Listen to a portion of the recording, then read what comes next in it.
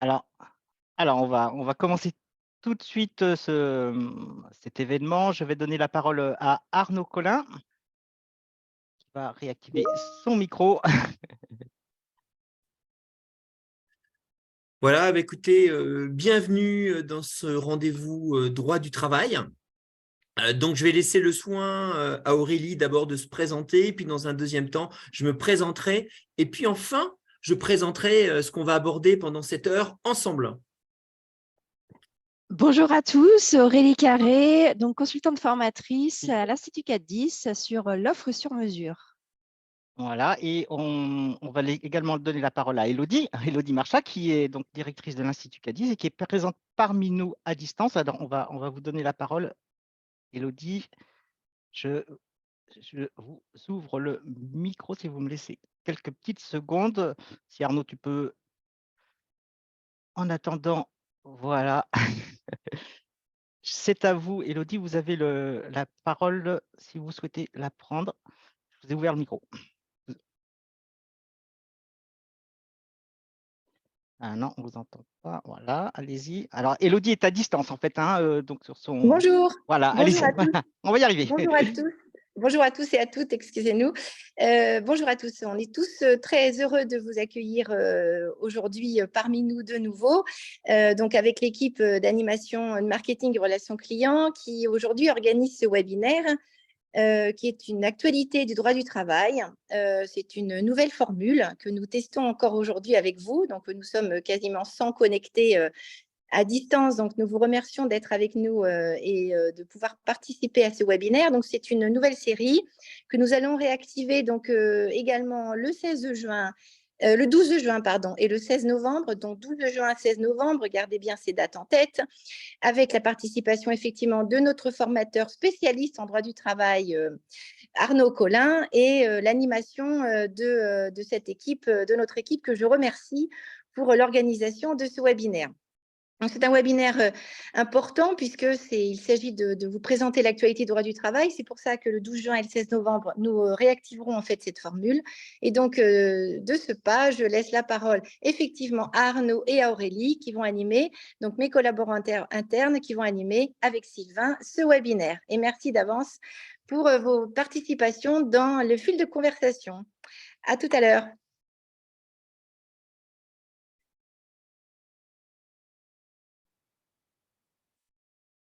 Arnaud, c'est à toi. Je suis effectivement Arnaud Collin et je suis consultant formateur à l'Institut 410 et j'aurai le plaisir d'animer ce moment et ce rendez-vous avec vous.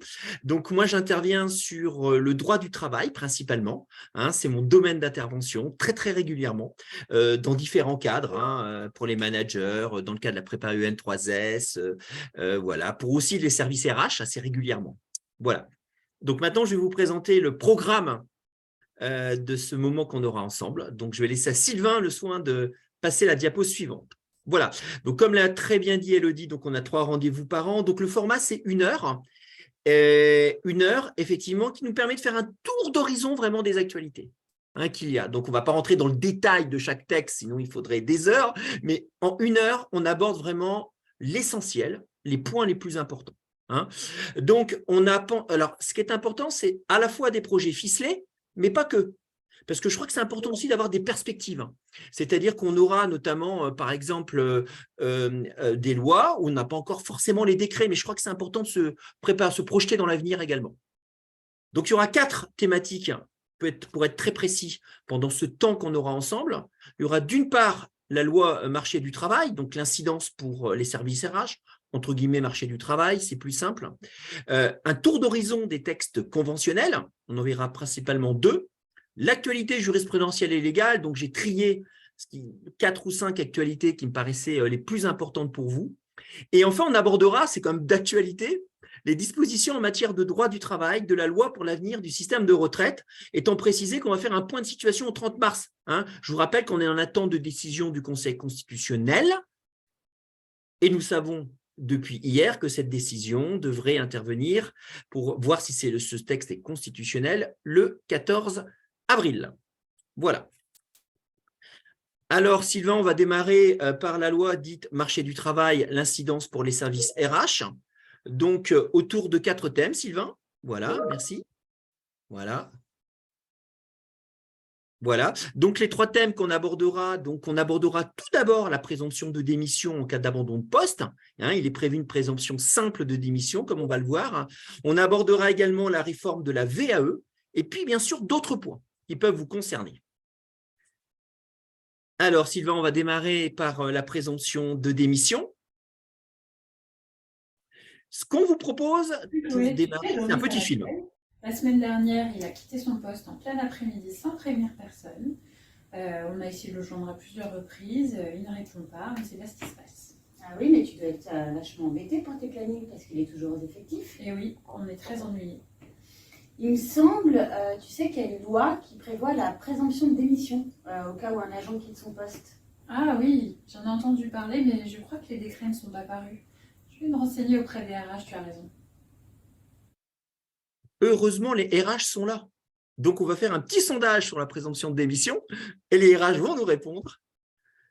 Voilà, je vous laisse répondre.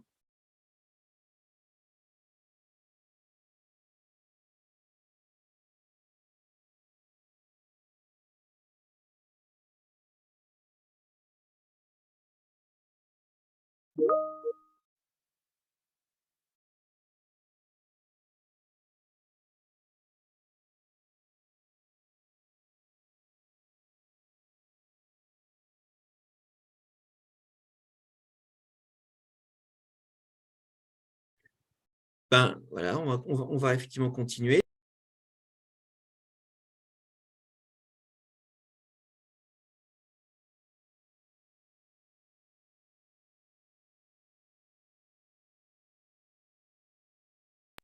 La majorité a raison, puisqu'effectivement, dans le projet de décret, il y a 52% des collègues qui ont répondu qui ont raison. Effectivement, si au bout de 15 jours calendaires, la personne n'a pas répondu à l'être recommandée de l'employeur, il y a une présomption simple de démission. Donc, dans la diapo suivante, on va voir un petit peu ce qui est prévu dans ce cadre de cette procédure. Donc, je rappelle que cette procédure ne fonctionne qu'en cas d'abandon volontaire de poste de travail et non reprise du poste de travail. Donc, clairement, pour l'instant, il y avait un certain vide juridique.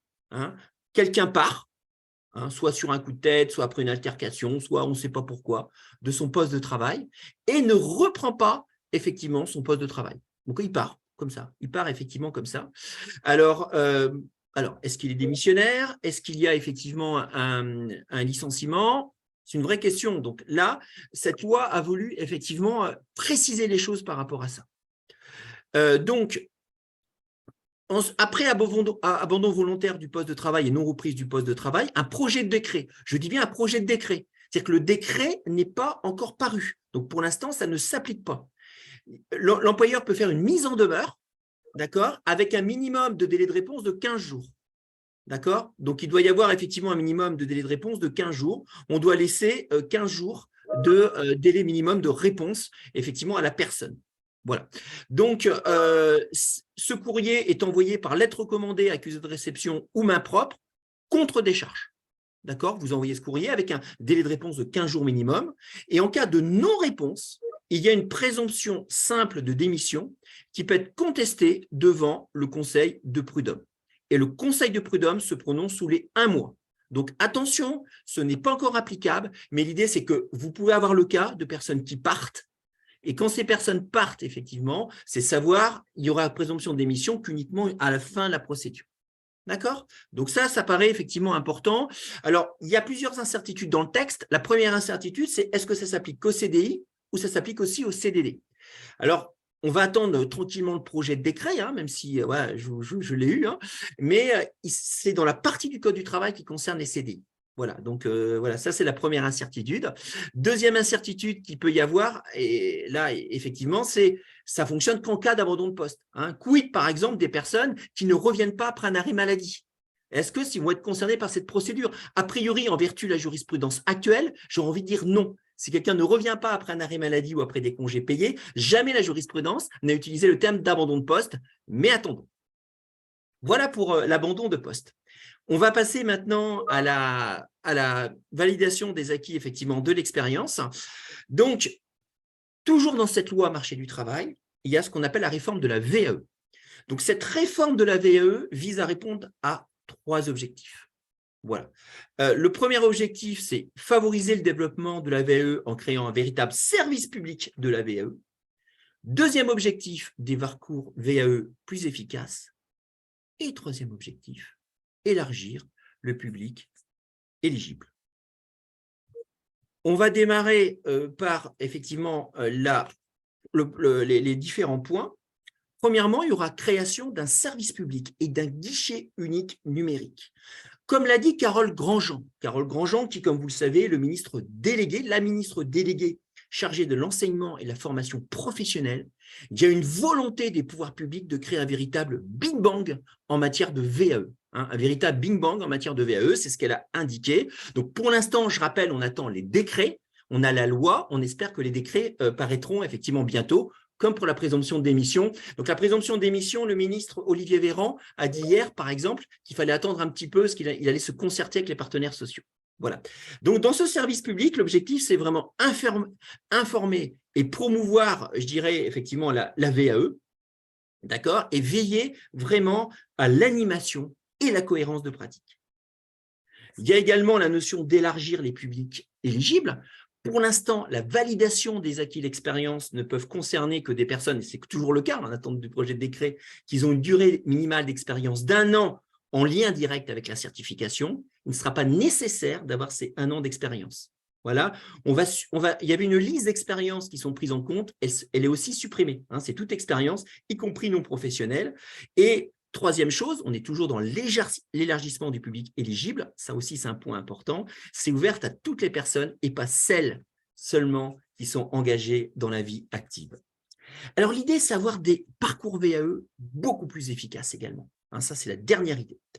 Alors, parce que, si vous voulez, dans ce parcours VAE, il n'y aura pas uniquement de l'accompagnement VAE, mais également, il pourra être prévu des actions de formation professionnelle, des périodes de mise en situation professionnelle aussi, vous savez, qui concernent le public en insertion. Voilà. Et on est toujours dans des parcours VAE plus efficaces. On pourra, dans ce cadre, valider des blocs de compétences. Donc, pas seulement des certifications, mais des blocs de compétences. Donc ça, c'est vraiment un point qui me paraît vraiment important. Donc maintenant, dans la diapo suivante, on va voir les derniers points qui concernent la VAE. Donc, 3 autres points pour faire rapide concernant la recevabilité des candidatures.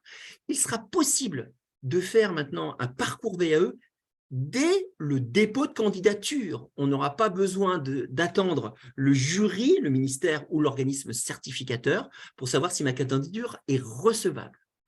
Donc, dès le dépôt de candidature, et c'est vraiment un point important, il sera possible d'engager un parcours VAE. Voilà. Plus de délai aussi pour l'examen des candidatures, de la recevabilité des candidatures. À l'heure actuelle, on est à 2 mois. Il n'y aura plus de délai pour la recevabilité des candidatures. Ça aussi, c'est un point qui me paraît vraiment intéressant. On veut supprimer ce délai, effectivement, de 2 mois. Alors, quels sont les… Alors, le congé VAE aussi, c'est un deuxième point, passera de 24 heures à 48 heures maximum. Donc, c'est quand même un point très, très, très, très important. D'accord. Et bien sûr, je vais aborder avec vous d'autres points, c'est les financements. Vous savez qu'actuellement, un parcours VAE peut être financé via la CPF, via la PROA ou via le plan de développement de compétences. Il serait prévu, dans le cadre du décret, qu'il soit également financé par les associations de transition professionnelle. Voilà. Et pour finir, on va expérimenter la VAE dans le cadre d'un contrat de professionnalisation. Voilà un petit peu ce que je voulais vous dire sur cette première partie de la loi de marché du travail. Je vais terminer par les autres points. Donc ça, c'est un point très intéressant qui peut-être va nous intéresser, on ne sait pas encore. C'est l'expérimentation de CDD multi-remplacement pour une durée de 2 ans, mais dans certains secteurs. Donc par décret, le ministère, dans les mois qui viennent, vont préciser des secteurs dans lesquels on pourra faire des CDD multi-remplacement. C'est quoi un CDD multi-remplacement? C'est une personne qui remplace plusieurs. Aujourd'hui, il ne faut pas le faire, mais ça serait prévu. Donc, il y aurait des secteurs où ce serait effectivement prévu. Donc, on ne sait pas encore si on sera concerné. Pour être très concret, j'ai 2 personnes en mi-temps qui partent, je ne sais pas moi, en congé maternité ou qui sont… Voilà. Est-ce que je peux effectivement les remplacer par un temps plein? Est-ce qu'un temps plein peut remplacer 2 personnes, par exemple, ou des gens qui seraient à temps partiel thérapeutique? Voilà. Et puis, on a élargi la notion également de lanceur d'alerte. Alors, je voulais savoir à ce stade si vous aviez des questions. Je vous écoute. N'hésitez pas via le chat à poser vos questions.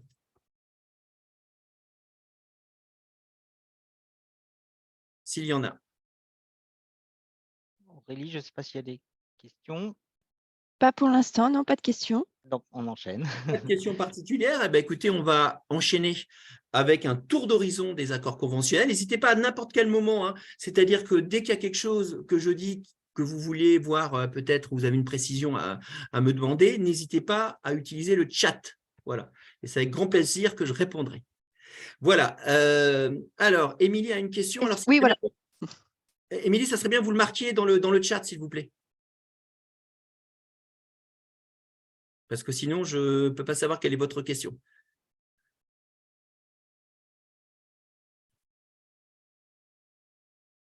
Alors, le temps qu'Émilie écrive sa Voilà. question, On va continuer. le webinaire est enregistré, hein, donc vous aurez tout loisir de le réécouter et puis de poser vos questions par la suite.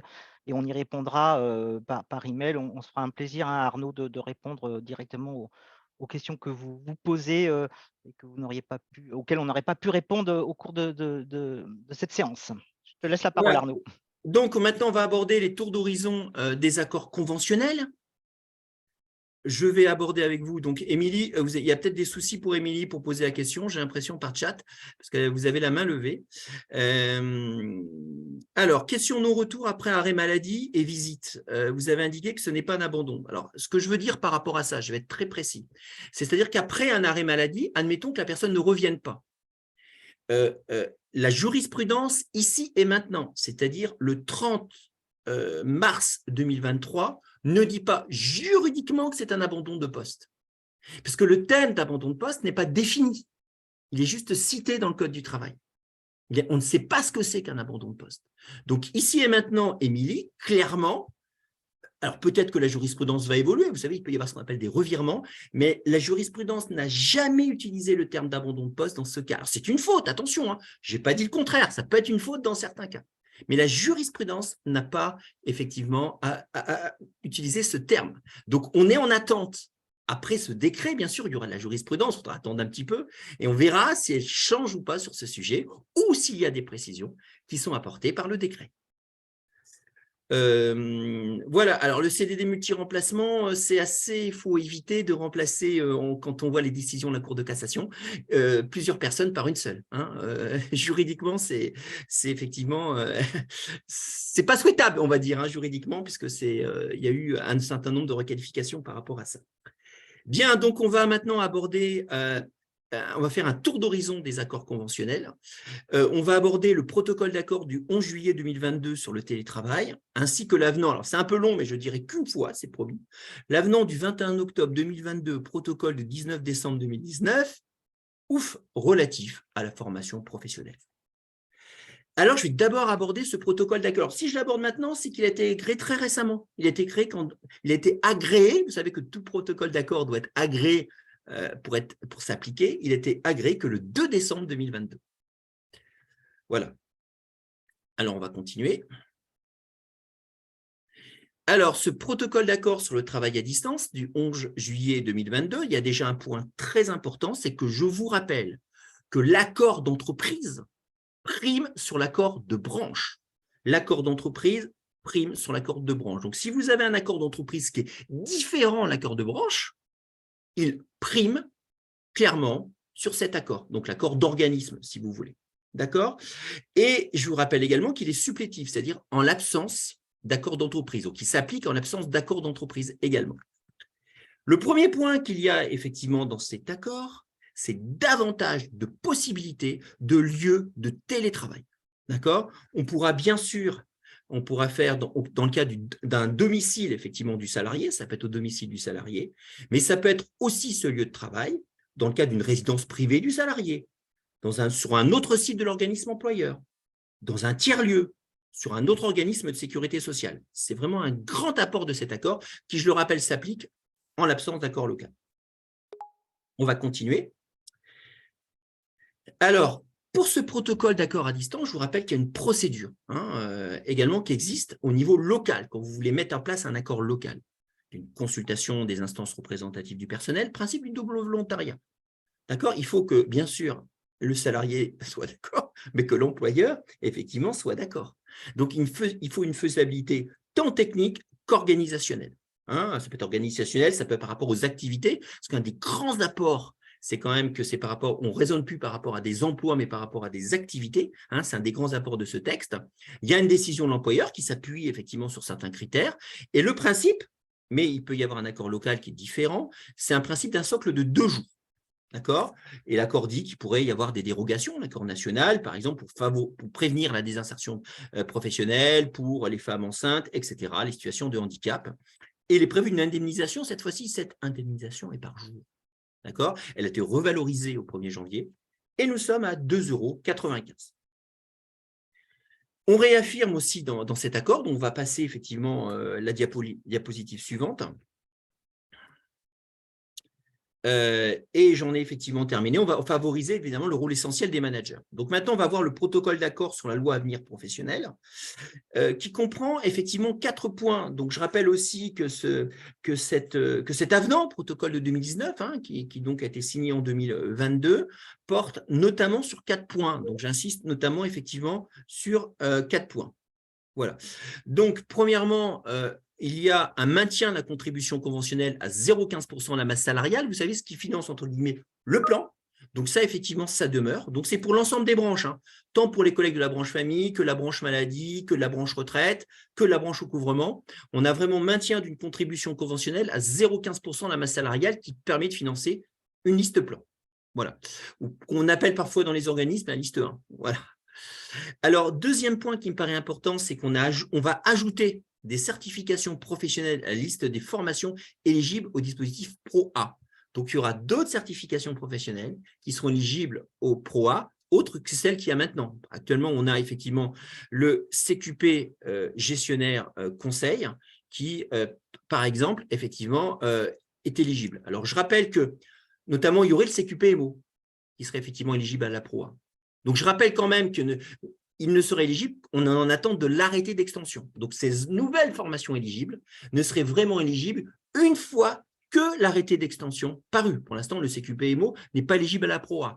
Je rappelle également que la PROA permet à certains salariés, c'est ouvert qu'à certains salariés, hein, notamment ceux dont la qualification est insuffisante au regard de l'évolution technologique et de l'organisation du travail et ceux qui ont un niveau inférieur à la licence. Voilà. Alors, cet accord prévoit également une augmentation de la durée du congé VAE pour certains publics, d'accord, qui passe à 48 heures. Donc, je rappelle que c'est éligible hein, pour 48 heures, ça ne concerne que certains publics. Donc, cet accord prévoit que c'est uniquement les agents n'ayant pas atteint un niveau bac, ce qu'on appelle niveau 4, ou dont l'emploi est menacé par des évolutions technologiques. Donc, tout à l'heure, je vous disais que le congé VAE dans la future loi allait passer de 24 heures à 48 heures maximum pour tous. Pour l'instant, dans l'institution, ici et maintenant, ce congé VAE, ça peut aller jusqu'à 48 heures pour les agents n'ayant pas atteint effectivement un niveau bac ou dont l'emploi est menacé par les évolutions économiques et technologiques. Et on va valoriser et reconnaître les activités de formateurs internes à titre accessoire. Voilà. Donc, valoriser et reconnaître les activités de formateurs internes à titre accessoire. Il peut y avoir dans l'organisme des formateurs internes. Dans la définition de formateur interne, il faut que ça soit une action de formation. Et 2, il faut qu'il forme des agents. Il fait partie d'un organisme. Il forme les agents de son organisme. C'est une formation organisée par l'organisme.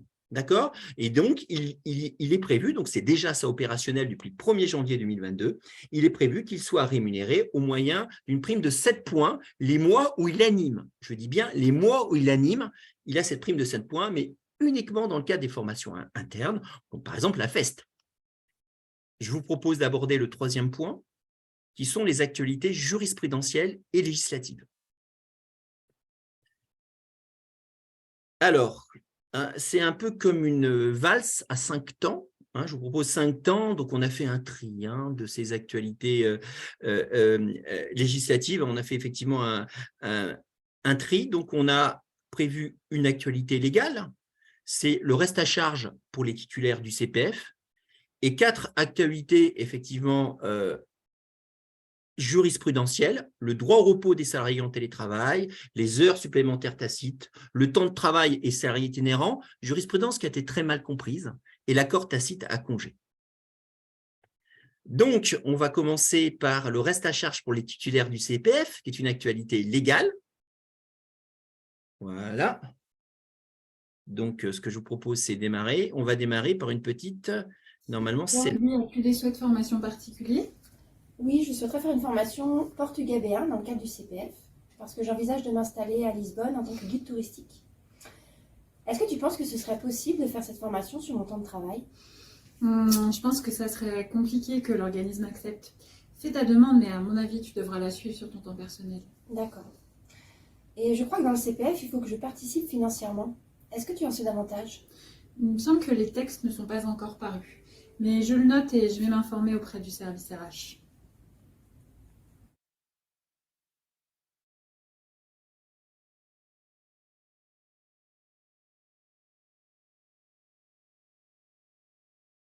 Arnaud, on t'écoute. Maintenant, on va répondre effectivement au sondage par rapport au CPF. Donc, il y a un reste à charge qui est défini par la loi de finances 2023. En clair, vous allez devoir payer maintenant quand vous allez suivre une formation dans le cadre d'un CPF, y compris si vous avez une somme qui est supérieure sur votre CPF. Est-ce que concrètement, ce décret est paru?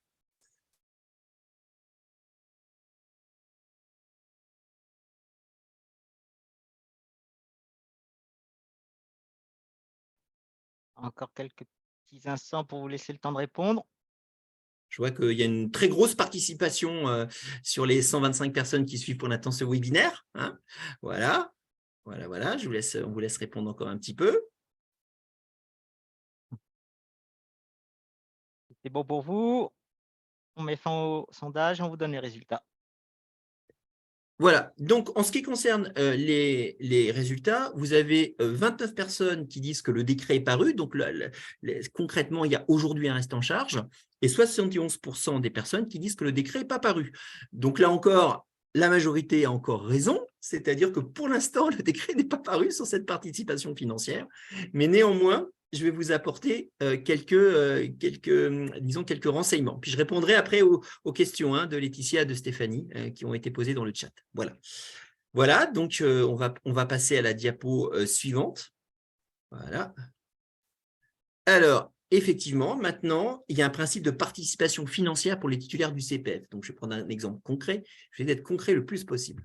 J'ai 4 000 € sur mon CPF. Je suis une formation à 1 000 €. Normalement, j'ai l'argent. Eh bien, une fois le décret paru, parce que je rappelle que le décret n'est pas encore paru, mais l'idée, c'est vous projeter, il y aura une participation financière du titulaire. Alors, concrètement, combien?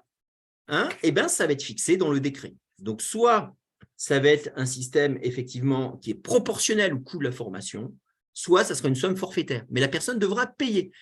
Voilà, ça, c'est clair, effectivement. Et certains publics, c'est clair, seront exonérés. Donc, il est prévu que certains publics soient exonérés. Par exemple, n'auront pas de participation financière à faire, bien sûr, s'ils ont les sommes suffisantes sur leur CPF, les demandeurs d'emploi, et quand il y aura un abondement de l'employeur pour financer le plan de formation. Voilà un petit peu sur cette participation des titulaires du CPF à leur formation. Alors, avant d'aller plus loin, j'avais des questions qui me sont posées, mais c'est sur le point précédent, mais je vais y répondre maintenant. Alors, je rappelle qu'effectivement, pour qu'un formateur interne… Alors, il y a la circulaire de Lucans, je me permets de vous renvoyer sur cette circulaire de Lucans qui est vraiment qui est très précise sur le sujet. C'est de la page 60 à 68 de la circulaire de Lucans du 24 novembre 2022. Ce qui est important, c'est qu'il faut que ça soit un formateur interne à titre accessoire. Il ne faut pas que ça soit quelqu'un dont le métier est d'être formateur. Donc, ça soit un formateur interne à titre accessoire, et c'est seulement à ce titre qu'il peut prétendre à cette prime, pour répondre à la question effectivement de Laetitia. D'accord? Donc, clairement, si la formation, l'accompagnement, le tutorat des collègues, Laetitia fait partie de sa fonction principale, il ne peut prétendre à cette prime. Il faut vraiment que ça soit une activité dite accessoire, donc c'est défini, effectivement. Autre question qui m'est posée, il faut que ce soit une formation interne. Attention, une formation interne. Voilà. S'il y a un abondement de l'employeur pour le… Alors, est-ce que l'accord local peut prévoir moins de 2 jours de télétravail pour les agents travaillant moins de 5 jours hebdo? Ben oui, si vous voulez, puisque c'est l'accord local qui prime sur l'accord national. Donc, ce que prévoit l'accord local, qu'il soit clairement, on va le dire, favorable ou plus défavorable, il prime sur l'accord national. Alors, s'il y a un abonnement de l'employeur pour le CPF, la formation doit être suivie exclusivement sur le temps de travail. Alors, je n'ai pas encore la réponse parce que j'attends le décret par rapport à ça, justement, sur ce projet-là. On verra lorsqu'il y a effectivement, aujourd'hui, ce n'est pas obligatoire, ça peut être en temps de travail, mais dans l'avenir, c'est à voir, effectivement, par rapport à ça. Voilà.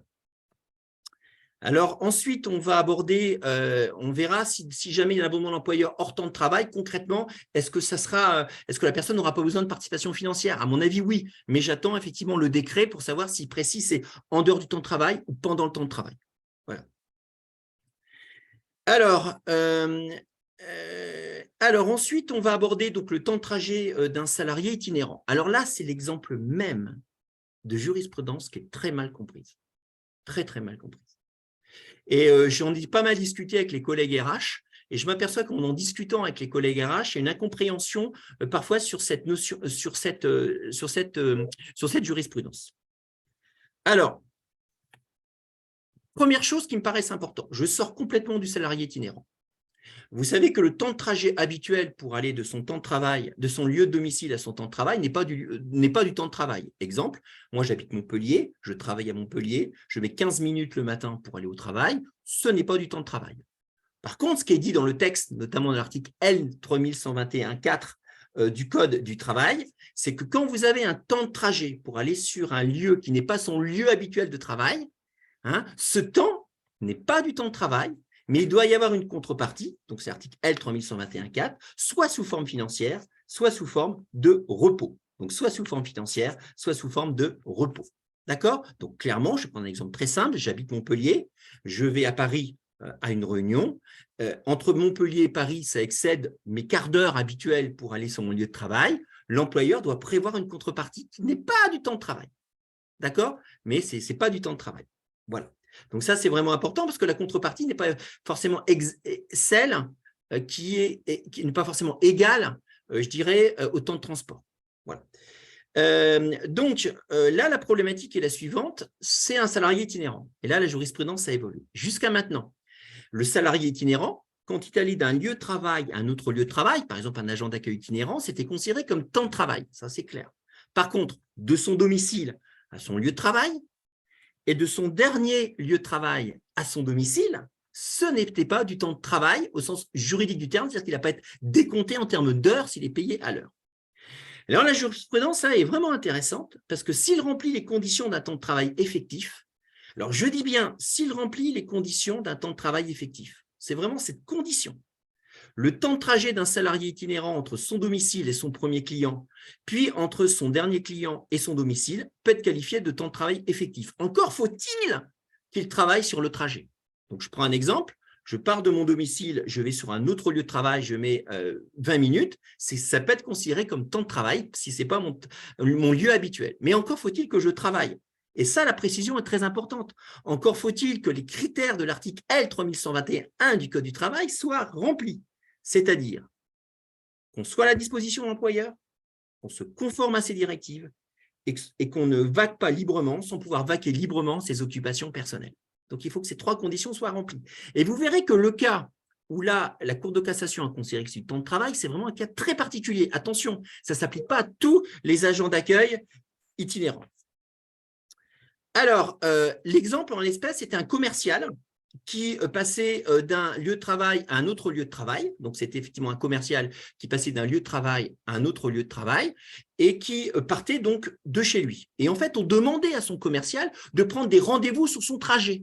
Donc, à l'époque, le kit main libre était permis. Il faut éviter maintenant. Et en fait, tu appuyais sur kit main libre et tout en allant sur son premier lieu de travail, il répondait à des questions des clients. Donc, je ne pense pas que c'est ce qu'on demande aujourd'hui à un agent d'accueil itinérant. Donc, si on demande à un agent d'accueil itinérant avant son premier rendez-vous de prendre des rendez-vous, là, oui. Mais je ne pense pas que c'est ce qu'on lui demande. Donc, vraiment, c'est un cas très particulier. Et c'était la même chose entre son dernier lieu de travail et son domicile. Entre son dernier lieu de travail et son domicile, on lui demandait de prendre des rendez-vous. Donc là, c'est normal dans ces cas-là que ça soit, si vous voulez, qualifié de temps de travail. Vous voyez, si par exemple, un agent d'accueil itinérant, on ne lui demande pas de prendre de rendez-vous, on ne lui demande pas de travailler entre son dernier lieu de travail et son domicile et son premier lieu de travail, ça ne sera pas considéré effectivement comme temps de travail. Voilà, sur cette jurisprudence. Alors attention, c'est vraiment un cas particulier. Elle n'a jamais dit que dans tous les cas, quand un salarié itinérant part de chez lui jusqu'à son premier rendez-vous, c'était du temps de travail. Non, encore faut-il qu'il soit sous la subordination de l'employeur. Hein. Sinon, il donnera lieu à l'application de l'article 3121.4, c'est-à-dire à contrepartie, soit sous forme financière, soit de repos. On va continuer peut-être, et on va aborder un sujet qui me paraît très intéressant, c'est les heures supplémentaires tacites. Alors là, moi je dirais que c'est une confirmation de jurisprudence de la Cour de cassation, c'est une jurisprudence du 28 septembre 2022. Alors, qu'est-ce que c'est effectivement qu'est-ce que c'est qu'une heure supplémentaire? C'est une heure effectuée à la demande de l'employeur qui va au-delà de la durée légale de travail. C'est ça la notion d'heure supplémentaire. Il faut que ça soit la demande de l'employeur. La question est la suivante, la question très intéressante est la suivante. Faut-il un accord express de l'employeur pour que la qualification d'heure supplémentaire soit reconnue? Faut-il un accord express de l'employeur pour que la qualification d'heure supplémentaire soit reconnue? Alors, en principe, c'est un arrêt la Cour de cassation du 24 février 2004. Il est prévu que seules les heures supplémentaires effectuées à la demande de l'employeur peuvent donner lieu à paiement. Donc, seules les heures supplémentaires effectuées par le salarié à la demande de l'employeur peuvent donner lieu à paiement. D'accord? Donc, expressément demandé. Mais la Cour de cassation a été très claire sur ce sujet. Et ça aussi, il faut s'en prémunir, c'est l'absence d'autorisation préalable n'exclut pas en soi un accord tacite de l'employeur à la réalisation d'heures supplémentaires. Et notamment, dans certains cas, qui ne dit mot consent. Je dis bien dans certains cas, qui ne dit mot consent. D'accord? En l'espèce, c'était la situation suivante. Le salarié avait produit des attestations de ses clients par lesquelles il pouvait prendre rendez-vous entre 9h et 21h. Donc, il prenait des rendez-vous, il y avait des attestations de clients. Deuxième chose, l'employeur avait signalé dans un récapitulatif à son employeur qu'il avait déposé sur l'intranet de l'entreprise, mais qu'importe, toutes les heures qu'il avait faites. Mais jamais l'employeur n'avait dit oui ou non à ces heures supplémentaires. En l'espèce, on a considéré que qui ne dit mot consent. Donc, attention également à ces salariés qui dépasseraient les horaires, même en établissant des ordres de mission, enfin, pas en des ordres de mission, mais en indiquant des horaires qui iraient au-delà de la durée légale de travail, il y a un risque de requalification en heures supplémentaires, même si vous ne leur avez pas demandé expressément. D'accord? Donc, comment s'en prémunir? Une fois qu'on a dit ça, alors surtout, un des premiers moyens, c'est le règlement intérieur. N'hésitez pas dans le règlement effectivement intérieur à indiquer qu'une heure supplémentaire ne peut être qualifié d'heure supplémentaire qu'à la demande expresse de l'employeur. Hein, donc, attention justement à cela parce que c'est vraiment un point, c'était ressouligné, attention à ces salariés qui fournissent des heures, etc. Et on ne dit rien, eh ben, c'est particulièrement dangereux. Hein. Donc là aussi, si on s'aperçoit qu'ils ne respectent pas les horaires, rien n'empêche dans ces cas-là, comme le font de nombreux organismes dans la vraie vie, d'envoyer un courrier en leur disant qu'on ne leur a jamais demandé et qu'on leur rappelle que les horaires sont de telle heure à telle heure. Voilà sur ces heures supplémentaires tacites, on peut peut-être passer effectivement à la dernière jurisprudence, l'avant-dernière jurisprudence de la Cour de cassation, c'est le droit au repos des salariés en télétravail. Donc ça, c'est vraiment un sujet intéressant, hein, c'est aussi un arrêt récent du 14 décembre 2022. Et ça, c'est pour ça que je me permets de vous en parler parce que c'est vraiment un point important. En télétravail, on ne distingue pas toujours la limite entre la vie privée et la vie effectivement professionnelle. Alors, le droit au repos des salariés en télétravail. Alors, la jurisprudence en l'espèce est tout à fait, il y a une jurisprudence constante. Hein. Si la preuve des heures de travail n'incombe spécialement à aucune des parties, d'accord, c'est l'article, c'est le Code du travail qui le prévoit, le respect du droit au repos et des limites quotidiennes de travail pèse exclusivement sur l'employeur. Donc, c'est à l'employeur de vérifier qu'on respecte les limites quotidiennes. Je rappelle qu'il y a une limite quotidienne de 10 heures de travail prévue dans la loi. Bon, il peut y avoir des dérogations, etc., au niveau de l'inspection du travail, tout ça, mais je parle du cas général, d'accord. Il y a des heures de repos entre 2 jours. Et c'est à la charge exclusive, c'est une preuve qui repose sur l'employeur que c'est bien respecté. Alors, quid dans le télétravail? Et dans la diapo suivante, on va voir effectivement que la Cour de cassation nous a répondu, d'accord, et que la preuve du respect des seuils et plafonds et des limites quotidiennes et hebdomadaires de travail pèse exclusivement sur l'employeur. Donc, c'est à vous de vérifier que les repos sont bien vérifiés en matière de télétravail. Alors, pour être le plus concret possible, je vais vous donner l'exemple parce que c'est intéressant. C'était un chef de projet qui exerçait ses fonctions 2 jours par semaine sur site et 3 jours, effectivement, en télétravail. Donc, il était 3 jours en télétravail. D'accord? Il s'est donné la mort entre son domicile et son lieu de travail. Voilà, donc il y a eu quand même un souci par rapport à ça. Donc, ses ayants droit ont introduit un recours en justice un recours devant la justice. Il y a eu un rapport d'un psychiatre disant qu'il était épuisé. Et puis, il y a l'inspection du travail qui a pu regarder l'heure d'envoi des premiers et derniers mails et qui s'apercevait qu'il y avait une amplitude absolument incroyable, 13 heures ou 14 heures entre les deux. Donc, il y a vraiment une amplitude très, très importante entre l'envoi et du premier et du dernier mail. Donc, là aussi, c'est vraiment important. Et il convient de réagir, et la Cour de cassation l'a réaffirmé, quand vous commencez à avoir des salariés qui vous envoient des mails en dehors des plages variables, je dis bien en dehors des plages variables et des plages fixes, ou le week-end, il convient de réagir très très vite parce que dans ces cas-là, ils peuvent nous reprocher après que le droit au repos n'est pas respecté. Et vous savez qu'il y a une obligation de santé et sécurité qui pèse sur l'employé. Dernière chose qu'on va voir peut-être, et dernière jurisprudence, mais avant, on va passer un petit film. Je crois une petite scénette. Allez-y. Bonjour Anne. Bonjour Jean-Christophe. Voilà, je viens te voir car je suis un peu embêté. Anna s'est absentée et sans en demander l'autorisation, elle m'a dit qu'elle avait fait la demande et que je ne lui aurais pas répondu. C'est-à-dire? Ben, tu sais ce que c'est, elle a posé 2 semaines de congé entre le 1er et le 14 juillet. Elle aurait fait sa demande en mars et je n'aurais pas validé son absence dans le logiciel. Ah, tu les aurais pas validés? Oui, ben, tu sais ce que c'est, tu comprends, je suis débordé, je n'ai pas eu le temps, je pensais lui avoir répondu, mais en fait non, donc tu sais ce que c'est. Voilà, alors, quid? Est-ce qu'il faut qu'une prise de congé soit effectivement forcément validée? Donc, lorsqu'un salarié, donc je vous laisse répondre au sondage, adresse à l'employeur une demande de congé et que celle-ci demeure sans réponse, peut-il la considérer juridiquement comme acceptée? Dans certains cas. Pas tous les cas, heureusement.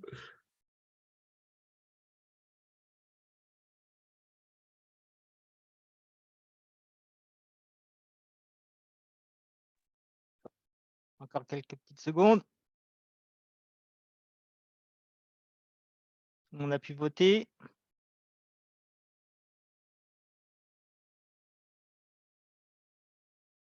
Alors là aussi, effectivement, la majorité a raison. Parce que dans certains cas, même s'il n'y a pas eu un accord express, alors cet accord express pouvant être formulé par mail ou via une manipulation, vous savez, via notre outil existant, un COVAR ou autre, dans certains cas, il peut la considérer comme étant acceptée. Donc, même si l'employeur ne s'est pas prononcé. Donc là, effectivement, la majorité a raison. Donc là, c'est une confirmation d'un arrêt de la Cour de cassation. Donc, on va passer la diapo suivante. Voilà. Et la réponse, effectivement, est oui, lorsqu'un salarié adresse à l'employeur une demande de congé que celle-ci demeure sans réponse, il peut la considérer comme acceptée dans certains cas. D'accord? Tout dépend de ce qu'il y a dans le règlement de l'entreprise. Si l'employeur ne se prononce pas, alors je prends un exemple le plus concret possible, admettons qu'il soit indiqué dans une note de direction que le manager doit valider les congés le 1er avril, hein, et que bon, il fait démarrer ses congés en juin, il ne s'est toujours pas prononcé au mois de juin, si le manager ne s'est pas prononcé au mois de juin, dans ces cas-là, il est considéré, sa demande de congé est considérée comme acceptée. D'accord? Donc, cette autorisation préalable peut être effectivement considérée comme tacite. En l'espèce, c'est un congé qu'avait demandé un salarié le 27 juin pour le 27 juillet, pour être très précis.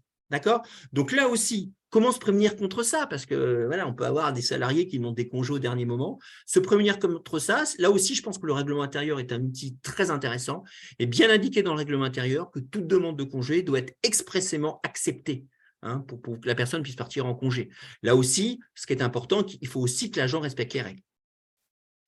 Voilà, j'en ai terminé par rapport à ça. Donc, j'avais une question de Sophia.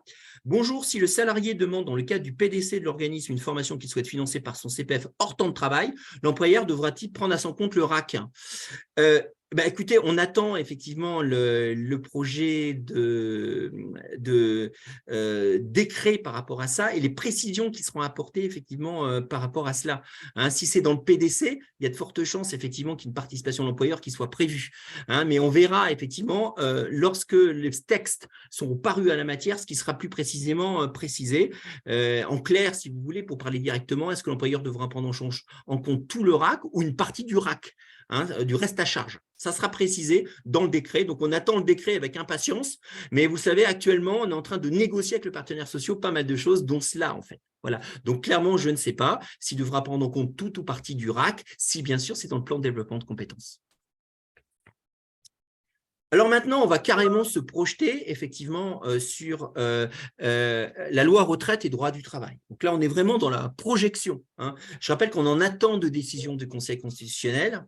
On sait effectivement depuis hier, que cette décision du Conseil constitutionnel sera le 14 avril et que le Conseil constitutionnel validera ou non cette réforme de retraite. Donc moi, je vais vous parler des dispositions en matière de droit du travail qui vont, comme vous allez le voir, directement vous impacter. Voilà. Alors, rapidement, le projet de loi de financement, je rappelle que c'est un des problèmes de constitutionnalité qui va se poser. On a un projet de loi de financement rectificatif de la sécurité sociale pour 2023. Il est présenté en Conseil des ministres le 23 janvier 2023. Il fait l'objet d'amendements. D'accord ? Il a été adopté à la date du 20 mars 2023. C'est-à-dire que l'Assemblée nationale et le Sénat l'ont adopté. Voilà. Mais on en attend de décision du Conseil constitutionnel qui devra vérifier la constitutionnalité, notamment sur le véhicule utilisé, qui est un projet de loi de finances rectificatif. Alors, première chose qui me paraît intéressante, alors la loi retraite, vas-y, après, si tu peux prendre la prochaine diapo. Alors, il y a trois choses. Trois dispositions, j'ai pris les 3 dispositions principales qui concernent effectivement le droit du travail.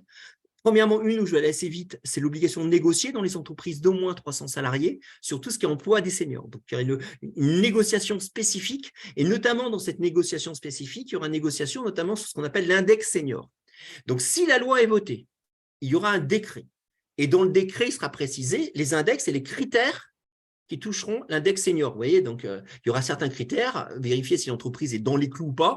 Vous savez, c'est un peu comme l'index égalité femmes-hommes, d'accord? Et si l'entreprise n'est pas dans les clous, au bout d'un certain temps, donc, il pourra y avoir, on pourra infliger une pénalité à l'entreprise. Donc, il y aura une obligation de négociation, notamment pour être plus précis sur ces critères l'index senior. Donc là aussi, pour les collègues qui sont en RH, sincèrement, pas de surprise. Ça existe déjà au travers de l'index égalité femmes-hommes, sauf que là, ça va être les seniors, c'est-à-dire, a priori, les plus de 60 ans, a priori, dans l'index. Maintenant, on va prendre la diapo suivante, on va être plus précise, notamment sur 2 points, qui est le CDI senior.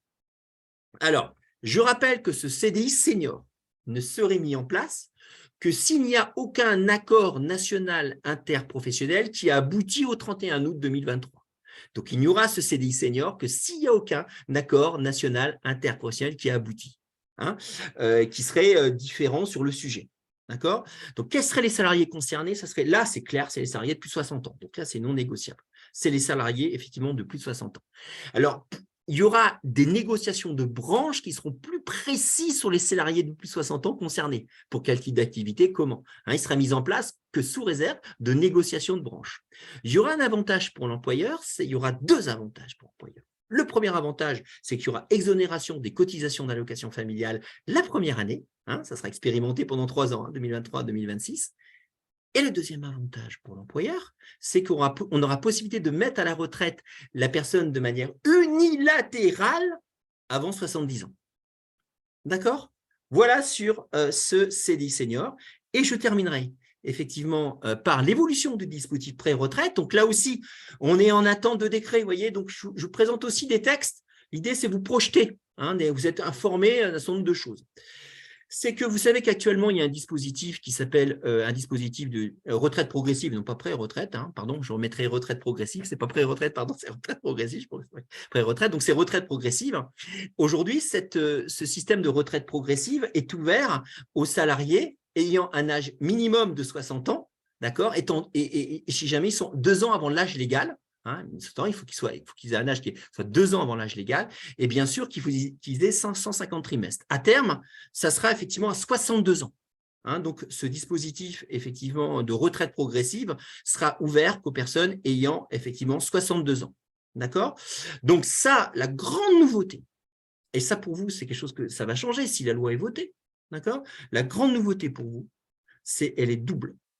La première grande nouveauté, c'est que vous ne pourrez pas vous y opposer. À l'heure actuelle, en tant qu'employeur, vous pouvez vous y opposer pour raison de service. Quand vous avez quelqu'un qui demande une retraite progressive, par exemple à 60 ans ou à 61 ans. Hein, ça, c'est la première nouveauté qui est essentielle. Vous ne pouvez pas s'y opposer, sauf à démontrer que la durée souhaitée est incompatible avec l'activité économique de l'entreprise. Donc là, bon courage à démontrer.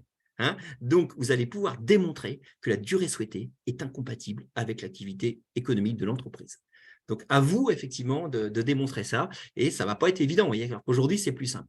La deuxième chose, c'est qu'on pourra aller en dessous de 14 heures, hein, parce qu'actuellement, c'est 40% du temps de travail, donc ça fait donc 14 heures par semaine. On pourra aller en dessous de 14 heures par semaine dans ce dispositif de retraite progressive.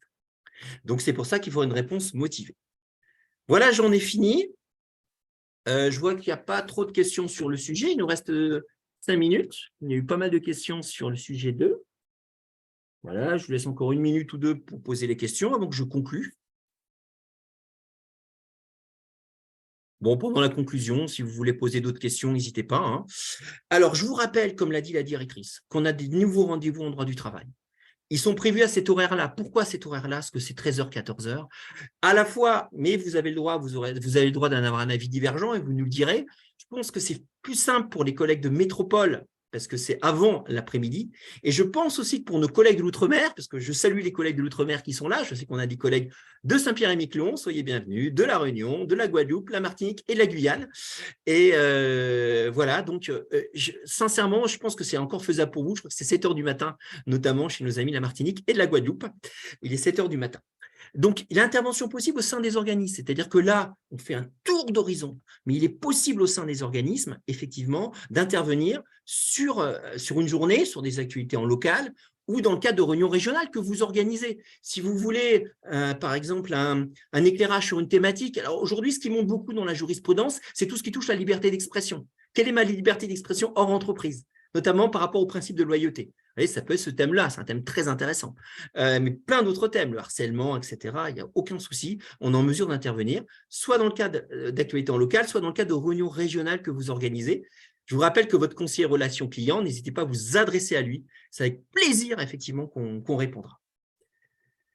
Voilà, et voilà pour les propositions de l'Institut 410. Donc, n'oubliez pas, et c'est vraiment important, de donner votre avis. Donc, complétez bien, et ça, c'est vraiment important par rapport à ça. Donc, n'hésitez pas à vraiment, vraiment donner votre avis. C'est très important pour nous d'avoir effectivement un retour. Effectivement, par rapport à ça. Voilà, bah, écoutez, merci pour les remerciements. Bonjour la Martinique, bonjour Audrey, hein, on s'était eu également. Merci, bah, écoutez, vraiment, on est vraiment à votre service. Voilà, moi j'en ai terminé. Excellent après-midi ou excellente journée à vous et à bientôt. On se retrouve au mois de juin. Retrouvez l'ensemble des replays sur la chaîne YouTube de l'Institut 410 et suivez-nous sur LinkedIn.